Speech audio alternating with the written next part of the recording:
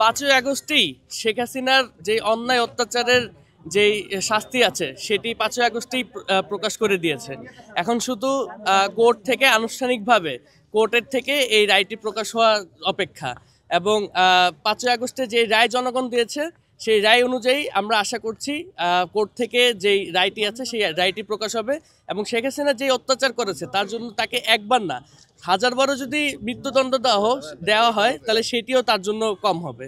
তাই সকল শহীদ পরিবার, আহতরা এবং গত 17 বছর শেখ হাসিনা যাদের উপর অত্যাচার করেছে তাদের সকলেরই একটি মাত্র আশা, সেটি হলো শেখ হাসিনার মৃত্যুদণ্ড রায় আসবে আজকে এবং শেখ হাসিনা যত দ্রুত সম্ভব তাকে দেশে এনে দেশের মাটিতে তার এই রায়টি কার্যকর করা হবে। এই প্রত্যাশা পূরণ না হওয়ার কোনো প্রশ্নই আসে না, কারণ বাংলাদেশের জনগণ, আমি ইতিমধ্যেই বলেছি, 5ই আগস্টে তাদের রায় দিয়ে দিয়েছে।